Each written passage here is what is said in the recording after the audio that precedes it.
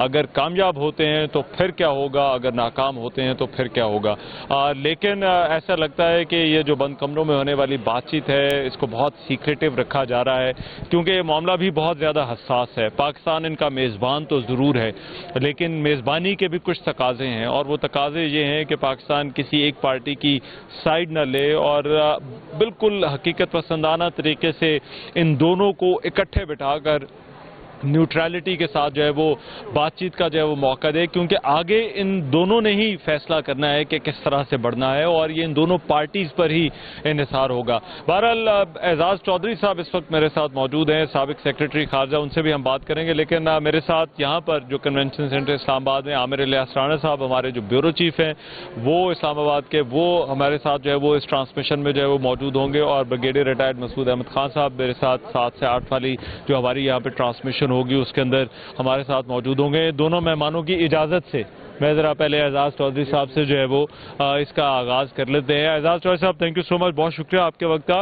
एजाज साहब, सबसे पहले तो ये जो अभी तक जो प्रोसेस हुआ है, एक तो आप खुद इसको किस तरह से देखते हैं, तवक्कुआत क्या है, और फिर जो पॉसिबल आउटकम जिसकी बात हो रही है मुमकिना तौर पर, उसके असरात जो है वो हम क्या देख सकते हैं ईदर वे, किसी भी तरफ जो है वो अगर ये मुज़ाकराती प्रोसेस जाता है। इसकी अहमियत या सिग्निफिकेंस देखने के लिए सबसे जो अहम चीज होगी वो ये है कि फर्ज किया ये काम ना हुआ होता, तो आप सोच सकते हैं ना कि क्या होता फिर वहां पे।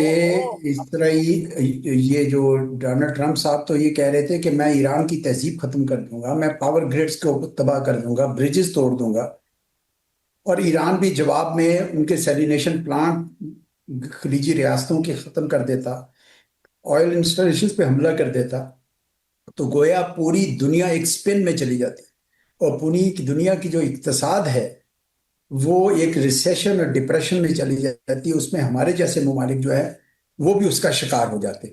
तो गोया पूरी दुनिया के लिए स्टेक्स बहुत हाई थे, बहुत ऊंचे थे, और मैं समझता हूँ कि इस लिहाज से इसकी अहमियत बहुत ज़्यादा है कि पाकिस्तान ने मुसलसल राब्ता रखा दूसरी दोनों की क़यादत के साथ, पाकिस्तान ने चैनल्स ऑफ कम्युनिकेशन खुले रखे, पाकिस्तान ने अपना खुलूस उन पे साबित कर दिया, तो पाकिस्तान एक क्रेडिबल इंटरलोक्यूटर, एक क्रेडिबल फैसिलिटेटर के तौर पर उभरा, तो जिसकी आपको, मुझे और सारे पाकिस्तानियों को बहुत खुशी है।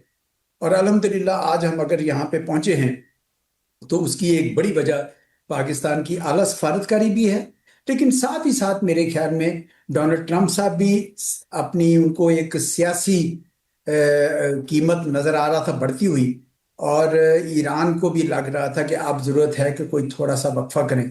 तो अच्छा हो गया अब ये वापस यहाँ पे आ गए इस्लामाबाद में, और पूरी दुनिया की निगाहें इस्लामाबाद पे हैं। और वो जो पूरा प्रोपेगेंडा था भारत का 10 साल से कि पाकिस्तान तो दहशतगर्दी करता है, वो सब का सब जो है वो जायल हो गया, और अल्हम्दुलिल्लाह आज पाकिस्तान अच्छा, इस सफारतकारी का, इस खित्ते की। लेकिन एजाज चौधरी साहब, आपको क्या लगता है जो पॉसिबल आउटकम हो सकती है उसका, एक तो सबसे पहले इंपॉर्टेंट चीज़ ये है कि रीजन के ऊपर जो है वो क्या फ़र्क पड़ सकता है, और दूसरा जो पाकिस्तान की डिप्लोमेटिक प्रोफाइल है उसको आप किस तरह से देखते हैं इस सारे मुज़ाकराती प्रोसेस के अंदर, वो जो डिप्लोमेटिक प्रोफाइल बढ़ी है वो किस तरह से बढ़ी है।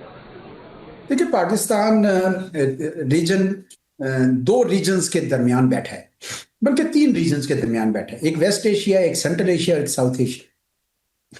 तो वेस्ट एशिया में तो अब हम एक्टिवली इन्वॉल्व है कि किसी ना किसी तरीके से वहां पे अमन आ जाए, और मैं कहता हूं कि उसकी वजह से पाकिस्तान ईरान में भी हर दिल अजीज है, अमेरिका के साथ भी ताल्लुकात अच्छे हैं, चीन भी पाकिस्तान पे भरोसा करता है क्योंकि पाकिस्तान ने चीन को हमेशा अपना बहुत करीबी दोस्त समझा है, और साथ ही साथ खलीजी रियासतें भी, खसूसन सऊदी अरब भी।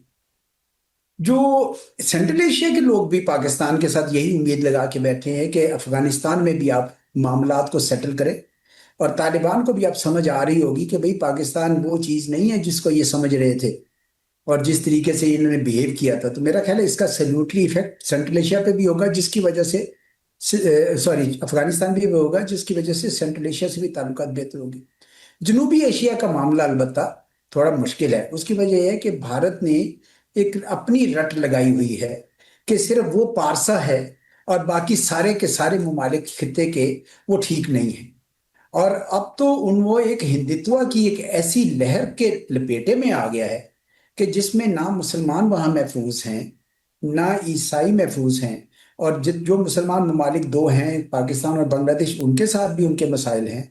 ऊपर जो मुसलमान मुल्क नहीं है, चीन, उनके साथ भी उनके मसाइल हैं। तो भारत को कुछ थोड़ा अपने गिरबान में झांकना चाहिए कि वो किस किस्म के पॉलिसी एरर्स करता है। अगर वो इसी को देख ले वेस्ट एशिया में, तो जंग से एन 3 दिन पहले आप वहां पहुंचते हैं और वहां पे आप गजा में होने वाले जेनोसाइड का जिक्र भी नहीं करते हैं। और फिर आप वापस आ जाते हैं, तो जब यहाँ पे खमीनाई शहीद होते हैं तो आप उसकी ताजियत करने में कई कई दिन लगा देते हैं। क्लियरली इस वक्त भारत एक सफारती तन्हाई का शिकार हो गया है। उसको खुद को समझ नहीं आ रहा कि उसने अमेरिका के साथ जुड़ना है या चीन के साथ जुड़ना है। उसने फलस्तीनियों का, मजलूमों का साथ देना है या इसराइल का साथ देना है, जो कातिल थे, जो जिन्होंने ये सारे के सारे जुल्म किए हैं, जालिम थे। तो भारत को मेरे ख्याल में अपने खित्ते को चुनना है या दूसरे खित्तों की तरफ हर वक्त देखते रहना है। उनको मेरे ख्याल में बहुत कुछ सीखने की जरूरत है, बहुत कुछ करने की जरूरत है। बहरहाल पाकिस्तान उससे कतई ताल्लुक होकर, पाकिस्तान ने अपना किरदार वेस्ट एशिया में बहुत अच्छा किरदार अदा किया है और यही पाकिस्तान की अवाम पाकिस्तान की क़यादत से तवक्को कर रही थी। राइट। लेकिन एजाज साहब, इसमें लास्ट में मुझे बताइएगा, हमें अपने किरदार के हवाले से ये जो प्रोसेस है उसमें क्या तवक्कुआत क्या रखनी चाहिए? रियलिस्टिकली स्पीकिंग हमें इस पूरे मुज़ाकराती अमल को किस तरह से अप्रोच करना चाहिए? देखिए, इस वक्त तो सबसे अहम बात यह है कि ये जो जंग बंदी हुई है सिर्फ 2 हफ्ते की, इसमें तौसीह हो जाए। और यकीनन पाकिस्तानी वफद इस वक्त बार बार दोनों साइड्स को मिल रहा है और उनको यही समझाने की कोशिश करेगा कि देखें, इस जंग का फायदा ना आपको होगा, अमेरिका को, ना ईरान को, ना ही दुनिया की मईशत को, और ना ही खलीजी रियासतों को। तो बेहतर होगा कि इस जंग को आगे, इस जंग बंदी की तौसीह कर ली जाए। ये तो पहला नुक्ता होगा। ईरान ये चाहेगा कि जनाब मुझे कोई गारंटीज दी जाए कि मैं ये जंग दोबारा शुरू नहीं होगी।